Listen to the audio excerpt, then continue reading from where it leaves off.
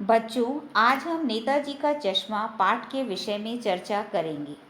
जिस देश के नागरिक अपने देश से प्रेम करते हैं, उस देश की उन्नति को कोई रोक नहीं सकता। देश के लिए कुछ बड़ा करना ही देशभक्ति नहीं है, वरन हमारे छोटे छोटे कार्य भी देश की प्रगति में योगदान देते हैं। नेताजी का चश्मा पाठ में गरीब चश्मे वाले की देशभक्ति का मार्मिक वर्णन किया गया है। लेखक देशभक्ति की भावना के बीज बालमन में भी पनपते देख नई पीढ़ी के लिए आशावान है।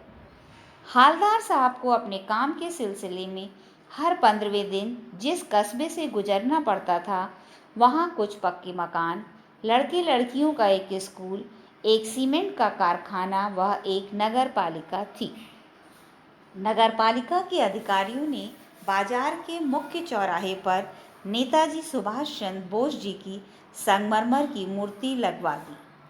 हालदार साहब ने जब वह मूर्ति देखी तो वे प्रसन्न हुए और मन ही मन कस्बे के लोगों की सराहना की। मूर्ति तो संगमरमर की थी, लेकिन उसके ऊपर चश्मा असली था। इसे देखकर उनके मुख पर कौतूहल भरी मुस्कान फैल गई। जब वे दूसरी बार उधर से गुजरे तो मूर्ति के चेहरे पर बदले हुए चश्मे को देखा।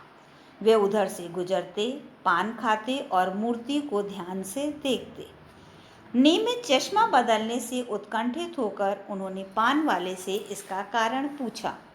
खुशमिजाज पान वाले ने बताया कि यह काम कैप्टन चश्मे वाला करता है। जब ग्राहक ऐसा चश्मा मांगता है तो वह मूर्ति पर से चश्मा लेकर उसे दे देता है और नेताजी से क्षमा मांगकर उनके दूसरा चश्मा पहना देता है, क्योंकि उसे बिना चश्मे की नेताजी की मूर्ति अच्छी नहीं लगती। हालदार साहब ने पूछा कि क्या कैप्टन आज़ाद हिंद फौज का सिपाही है? तो पानवाले ने कहा कि वह लंगड़ा क्या फौज में जाएगा, वह पागल है। देशभक्त चश्मे वाले का इस तरह मजाक उड़ाना हालदार साहब को अच्छा न लगा। जैसे ही उन्होंने कैप्टन को देखा तो वे अवाक रह गए, क्योंकि वह एक बूढ़ा मरियल लंगड़ा फेरी वाला था। किंतु पान वाला उनके बारे में कुछ भी बताने को तैयार न था। तो कुछ सोचते हुए हालदार साहब जीप में आकर बैठ गए। 2 साल तक उधर से गुजरते और बदलते हुए चश्मे को देखते रहे। एक दिन उन्होंने देखा कि मूर्ति पर चश्मा नहीं था। उन्होंने पानवाले से पूछा तो उसने आंसू पोंछते हुए बताया कि साहब, कैप्टन मर गया। यह सुनकर वह बहुत दुखी हुए। 15 दिन बाद फिर उनको उसी कस्बे से गुजरना था। उन्होंने सोचा कि मूर्ति पर चश्मा नहीं होगा तो वे वहाँ नहीं रुकेंगे।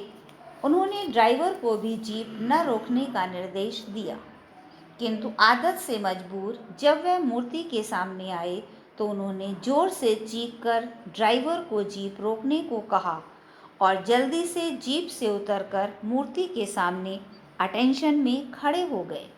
मूर्ति पर किसी बच्चे ने सरकंडे का चश्मा लगा दिया था। वे भावुक हो गए और उनकी आंखें भर आईं।